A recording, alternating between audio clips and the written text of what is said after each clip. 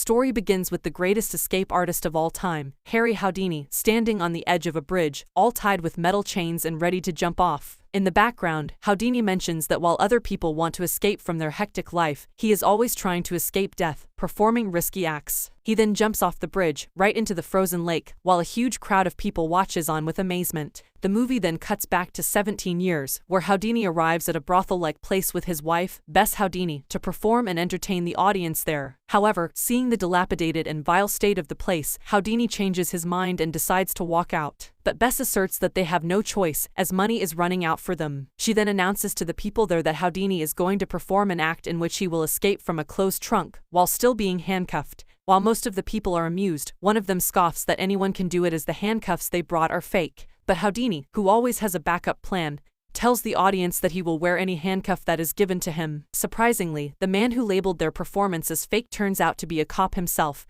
and he throws a real handcuff in front of them. At first, Houdini gets nervous because of the intense pressure, but when the cop puts the cuffs on his hands, he gets riled up. He then slowly turns away and opens it using a pin-like thing hidden in his belt. This immediately impresses the crowd, including the cop, and all of them applaud for him with respect. From that day onwards, Houdini became famous throughout America by the title of the best escape artist. He started performing several other shows, escaping from not only handcuffs but also from metal chains wrapped around his body. One night, Bess mentions that she wants to do something else other than performing shows, but Houdini makes it clear that he does not want to return to a normal life. Instead, he wants to be the best escape artist in the world. With this, the scene flashes back to several decades earlier, when Houdini and his brother Das are looking at a travel group performing an illusionary act. Houdini is so intrigued by the performance that he instantly started dreaming of becoming a magician and making a living out of it. And, with the days passing by, he learns small tricks and earns some money from it. Houdini brings the money home to his mother and makes her happy, but his father isn't really fond of Houdini performing in public. Because of this, he leaves his house with his brother at an early age and decides to do something on his own. Together, the Houdini brothers start to perform on the streets and collect money to support their mother. A few years pass by and one day, while performing on the streets, Houdini notices his future partner, Bess, dancing for a performance group.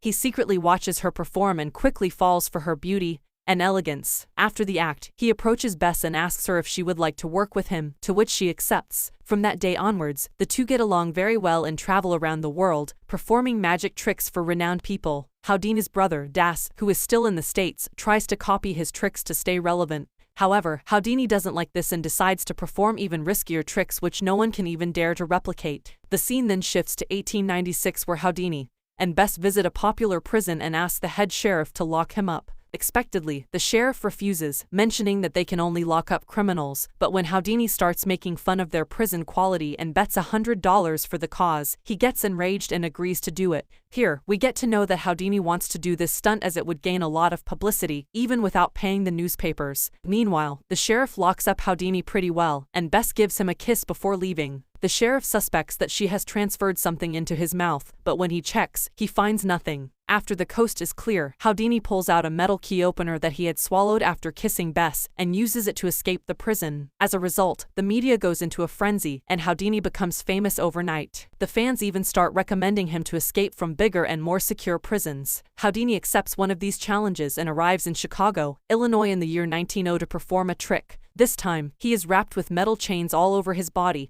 and even his mouth is covered with a strap, suspecting that Bess passed him the key earlier, while kissing. However, to the prison guard's dismay, only after 5 minutes of being locked up, Houdini escapes from the prison without leaving any trace of himself behind. After his numerous prison escapes, Houdini becomes famous all over the globe by the names the Handcuff King and the Breaker of the Chains. One day, Houdini can be seen shopping for prop items. In a shop, he meets the owner, who seems to know him very well and also claims to have designed most of the items in the shop. Houdini is really impressed by Jim's work, including the one in which the performer has to escape after hanging upside down inside a box filled with water. After a few days, Houdini and Bess visit Jim at his workshop where he has created a model for the water container act. As soon as he sees the box, Houdini hops into the container, with the aid of Jim's assistants to check for how long he will be able to stop his breathing underwater. He impressively stays still for a few minutes and signals to be let out. But unfortunately, when Jim and his crew try to pull Houdini out, the rectangular box on top of the container gets stuck, horrifying everyone around. Fortunately, Jim has an axe lying around,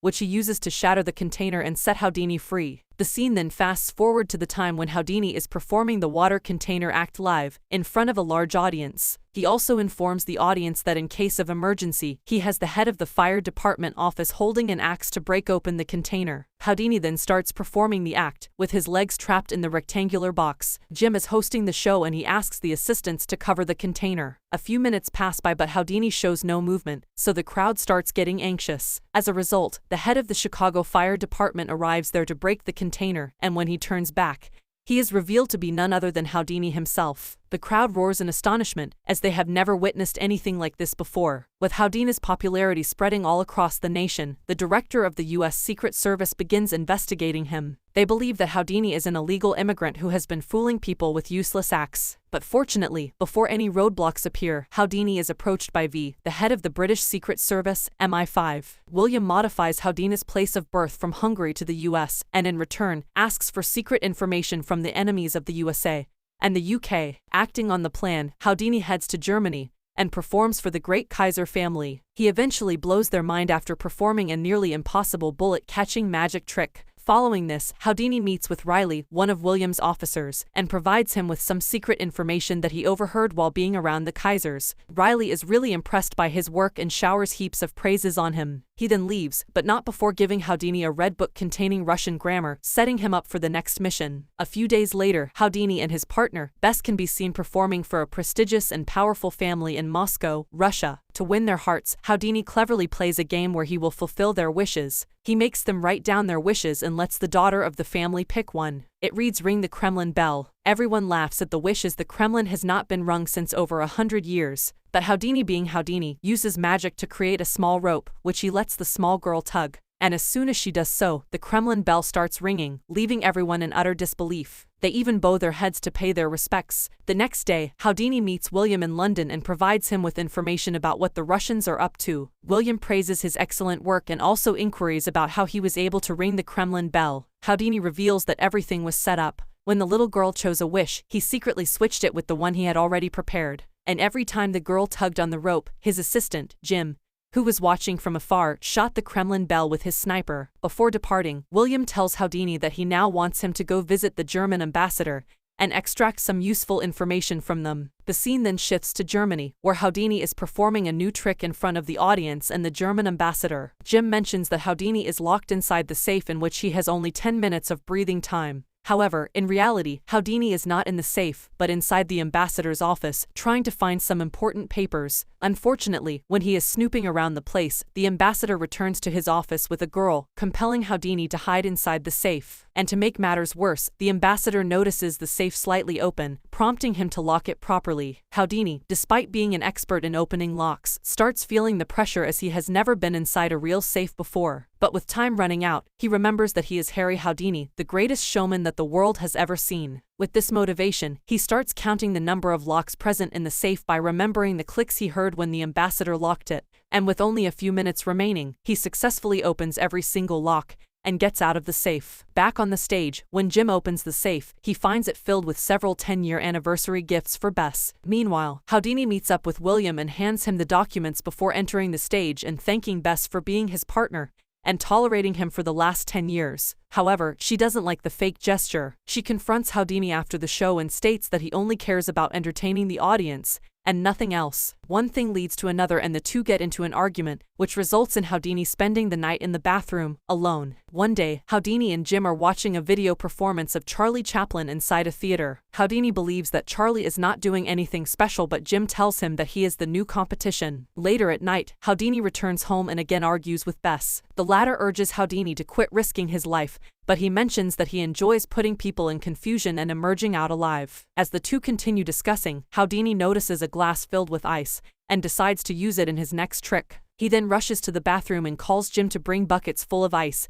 and pour them into the bathtub. After this, he lies inside the bathtub filled with ice, practicing for his next stunt. A few days later, Houdini can be seen standing on the edge of a bridge with his hands tied by metal chains, ready to jump inside a pool of frozen water. The scene is the same one from the start of the movie. After Houdini jumps, Bess gets frightened and anxious, but to her and everyone's delight, Houdini manages to unlock his metal chains and handcuffs underwater in only a matter of minutes. However, just when it seems that the performance is over, Houdini is swept away by the water current, He struggles for a while, trying to find a way out, until he visions his mother there. And with her help and guidance, he safely gets out of the frozen water. Seeing her husband risking his life to the bits every time he performs his stunts, Bess again argues with him at home. At first, Houdini gets angry and walks away, but later, he returns home and apologizes to her for overreacting and also agrees to do only safe acts from now on. Following this, during the next act, Houdini does not risk his life and makes an elephant disappear in thin air, surprising the audience. After the performance, he is approached by the British agent from earlier, Riley, who asks him to visit Europe and Washington to bring some secret information for them. Houdini tries to decline the request, but Riley convinces him by saying that his fans will love a world tour. The scene then shifts to the Empire Theatre in 1914, where Sir Arthur, the writer of Sherlock Holmes, is also amongst the audience. As he watches with eagerness, Houdini performs an act of walking past a brick wall, surprising everyone. After the performance, Arthur approaches Houdini in person and praises him for his great act. Unfortunately, as soon as Arthur leaves, Jim meets Houdini and hands him a telegram letter. Houdini reads the letter, which is from his brother, informing him about their mother's death. With the news, Houdini gets devastated and collapses on the floor. Bess rushes to him and carries him on her lap. After Houdini calms down a bit, he requests Bess to stop his brother from burying his mother until he arrives for the funeral. In the next scene, Houdini can be seen at his mother's funeral, where Jim inquires if he can contact her using his supernatural power that he performed in one of his acts before. However, Houdini clears that the act was merely a trick to entertain the audience, and that he possesses no supernatural ability. After the tragedy, Houdini's persona completely changes. He starts getting more involved in movies, but every day, he imagines contacting his mother using divine powers. He tries contacting several clairvoyants, who claim that they can contact the spirits of dead people. However, all of them turn out to be phony. Enraged, Houdini exposes them and even writes a book about them in 1925 ad. One day, Houdini again meets Sir Arthur and his wife Lady Doyle, the latter, who claims to be a clairvoyant. Lady Doyle asserts that she can make him contact his mother and prepares for a personal sitting with him. At the same time, a fortune teller arrives there, and when Houdini asks her to tell his fortune, she reads his palm and predicts that he will die soon. Afterward, Houdini is with the Doyle couple, preparing to summon his mother's spirit. Lady Doyle picks a pencil and writes something on a piece of paper, supposedly under the influence of Houdini's mother's spirit.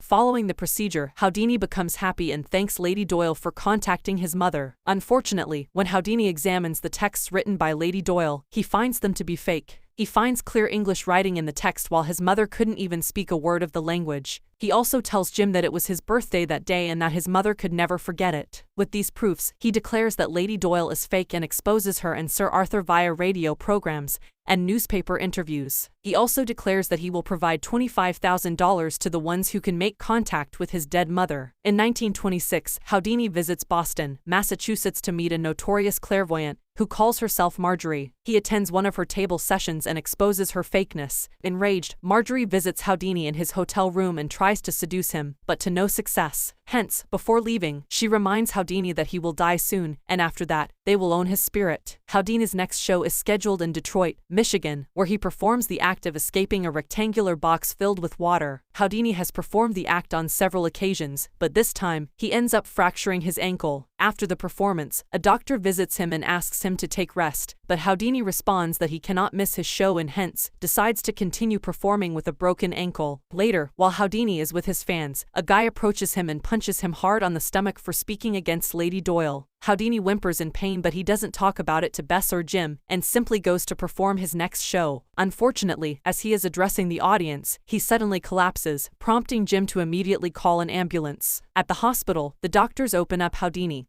and discover that he has a ruptured appendix and that he has very little chance of survival. One of the doctors approaches Houdini and breaks the bad news to him. He also talks about how Houdini is a great performer who made millions of people forget their miseries. On the other hand, Bess and Jim also learn about the news and get devastated, and in no time, the news spreads like wildfire, and Bess receives a number of letters expressing concerns about Houdini's health condition. The kind gestures move her, and she finally realizes the happiness her husband brought to millions of people all around the world. Unfortunately, Houdini dies at the early age of 52, while visioning his mother and one of the nurses who looked after him. The whole world mourns over the death of the great Houdini. The movie ends with Reverend Arthur Ford, the first spiritualist in the Church of New York, inviting Mrs. Houdini for one of their sessions to try and make contact with Harry Houdini. The end. Subscribe for more videos like this. Bye.